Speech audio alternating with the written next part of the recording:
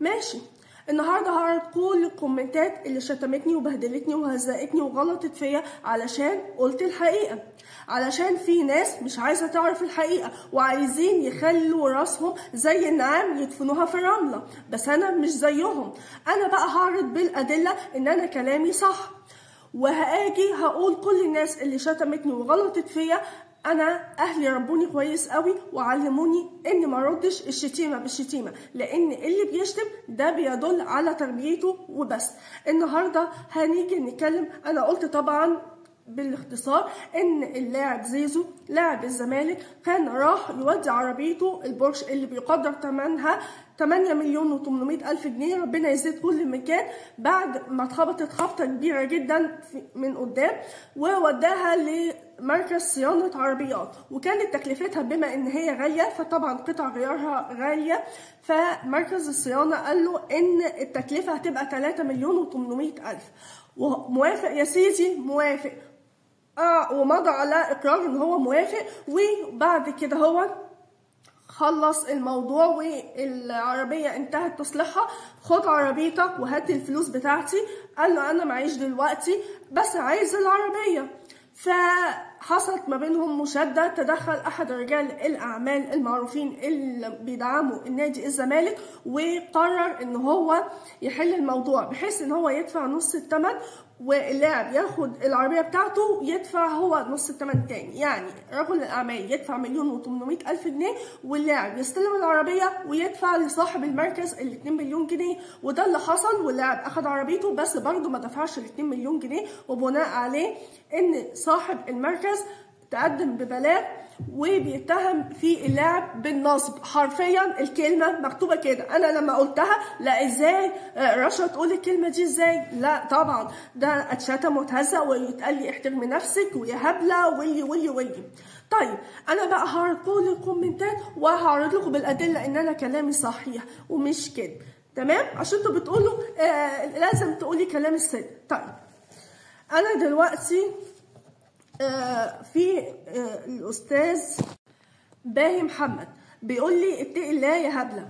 طب يعني أنا مش هرد عليك، لأن والله العظيم أنا أهلي مربياني كويس قوي، والحمد لله اللي متابعيني من زمان يعرفوا إن أنا ما بردش الإساءة بالإساءة. في ناس كتير هيقولوا لي أنت طالعة بتقولي الكومنتات دي ليه؟ ما كنت كبري دماغك ومسيحية. يا جماعة أنا زي ما بعرض الحلو أنا برضه بعرض الوحش، وبعرض اللي بيمدحوني وبرضه بعرض اللي بيهاجموني علشان أوضح الصورة كاملة. وأنا لو غلطانة أنا بطلع وباجي بقول يا جماعة أنا كنت غلطانة وبتأسف وبعتذر، بس اتقي الله يا هبله. طب ما تتقي الله انت في تعليقاتك وكومنتاتك، وانت لو عندك اخت او بنت او زوجه واتقال لها الكلام ده انت هتقبله؟ لو انت تقبله انت حر، بس انا مش هرد الاساءه بالاساءه، وربنا اللي هيجيب لي حق ان شاء الله. انت ظاهر ان ده برضه زي نعام، عارف سيست النعام؟ ماشي كده. طيب ومين تاني بيقول؟ عبير بتقول لي، عبير فايز بتقول لي احترمي نفسك. احترم نفسي في ايه يا استاذه؟ حضرتك شايفاني يعني ايه؟ انا الحمد لله بحترم نفسي وبحترم كل اللي بيشوفوني وبيتابعوني. احترم نفسي ان انا طالعه باجي بتكلم وقلت القصه كما يقال. طيب انتوا مش مصدقين كلامي صح؟ طيب على فكره الموضوع ده جه في اليوم السابع زي ما انتوا شايفين قدامكم، جه في فيتو، وكل دي مواقع اخباريه موثوق فيها جدا طبعا، جه في تلجراف مصر، جه في المصريه نيوز، وبوابه اخبار مصر اخبار اليوم الالكترونيه، بوابه اخبار اليوم الالكترونيه. كل المواقع دي مواقع موثوق فيها والاخبار جايه اهو، يعني انا كلامي صدق. فاللي بتقول لي احترمي نفسك او اتقي الله يا هبله، يعني انا مش هقول لكم حاجه يعني، ولا هرد هقول لك برضه انت اللي تحترمي نفسك في كلامك او في الفاظك وكده. وايه اللي دخل موضوع اللي انا اعرضه بلاغ من صاحب مركز صيانه ضد لاعب فانت تقولي لي احترمي نفسك؟ انا مش فاهمه. طيب ناخد اللي بعده.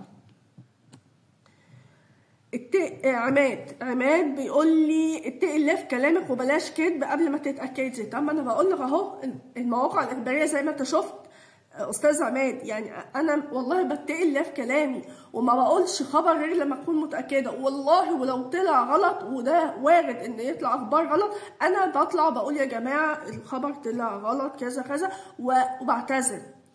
فماشي بلاش كذب قبل ما تتاكدي. ما انا اهو قلت لك مواقع اخباريه جايه اهي، فيها اهي اليوم السابع مره ثانيه، الفيتو، تلجراف مصر، المصريه نيوز، بوابه اخبار اليوم الالكترونيه، وممكن تتاكدوا في مواقع تانيه كتير جدا. فانتوا شوفوا بنفسكم. طيب ندخل على اللي بعده.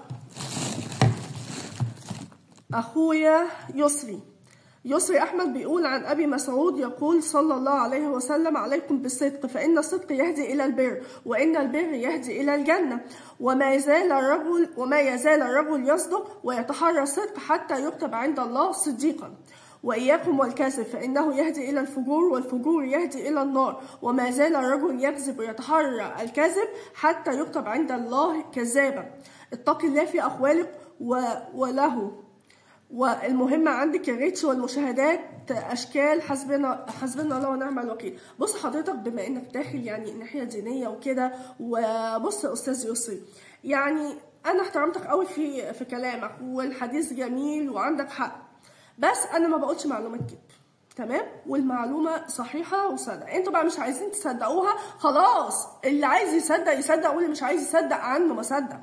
فانت بتقول لي اتفق الله في اقوالك. المهم عندك الريتش والمشاهدات. ريتش ايه ومشاهدات ايه؟ انت مش فاهم حاجه. انت لو تعرف حاجه، انا عن نفسي بتحسب بالسن، وفي فيديوهات اصلا بيبقى فيها ريتش واقف تمام، يعني ما بنكسبش فلوس.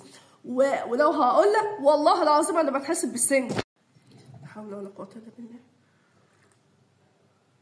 عايز ابلع كلامكم والله العظيم ريقي نشف. ما خلي بالك انت من كلامك. وايه اشكال حسبنا الله ونعم الوكيل. ما تيجي تشوف الاشكال التانية اللي موجوده على السوشيال ميديا، واكيد ممكن انت بتتابعها او غيرك بيتابعها، وانت عارف اللي ممكن تقول عليها اشكال حسبنا الله ونعم الوكيل. اتمنى ان انت تاخد بالك وتتحرى الدقه والصدق في كلامك، وما توصفش الناس بالكذب، فاهم؟ اتمنى تكون المعلومه وصلتها يا رجل الدين، يا اللي داخلي بالاحاديث وعمال تتكلم وكده وانا بصراحه رفعت لك القبعه وقلت كلام محترم وعلى عيني وعلى راسي. انما ايه بقى اللي في النهايه كده اللي عامل زي التورته بتيجي بتحط عليها صين؟ ايه ده؟ الريتش ومشاهدات واشكال حسبنا الله ونعم الوكيل. حسبنا الله ونعم الوكيل يا شيخ فاي واحد يظلمني او جه عليا او قال كلام منتهى قله الادب. عموما كل واحد فعلا بيدل على تربيته بس. طبعا الكلام ده مش موجه لحضرتك، اللي بيوجه لاي حد دخل وقال كلام بقله ادب. اللي عايز يقول نقد بناء محترم بيدل على شخصيته، غير كده بيدل برضه على الشخصيه والتربيه. حتى استاذه عبير اللي بتقول لي احترمي نفسك، انا دخلت وهزرت معاها ورديت عليها بهزار، قلت لها اكيد انت زملكاويه ومش عارفه ايه. انا اهلاويه بس بحترم انا زيزو جدا. والله انا اسفه يا جماعه من العصبيه ريقي ناشف، انا اسفه سامحوني. ايه اللي دخل يعني ان انا اعرض حد غلط وباجي بعرض الموضوع؟ ايه اللي فيها يعني؟ انما اللي داخلين ويظلموني ويكذبوا عليا ويقولوا لي اصل انت همك المشاهدات، اصل انت كل اللي همك الريتش، والريتش ايه وزفت ايه وقرف ايه؟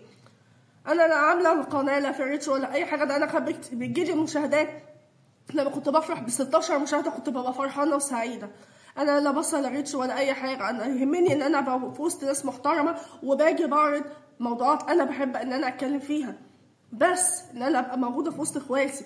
انما اللي داخلين يغلطوا دول انا مش هقول حاجه واحده بس يا استاذي استاذ يسري، اللي بتقول لي اشكال حسبنا الله ونعم الوكيل. فعلا حسبنا الله ونعم الوكيل، واكيد ربنا هيجيب لي حقي، وانا الحمد لله ربنا بيخلص لي حقي، عشان انا ما بغلطش في حد ولا بشتم حد ولا بغلط في حد ولا بذكر حد بحاجه وحشه بجد الحمد لله.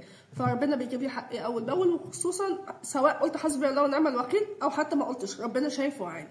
بس هو ده اللي انا حبيت اوضحه، وحبيت ان انا اوضح ان كل الكلام اللي انا بقوله قالوا غيري، ومواقع اخباريه موثوق فيها جدا تبقى روحوا بقى روحوا اتكلموا عنهم كده، تمام. انما رشا تيجي تتكلم وتقول لا ازاي، انما رشا تتكلم نو هي كلامها غلط، انما واقع ما تتكلموش تسقطوا، صح؟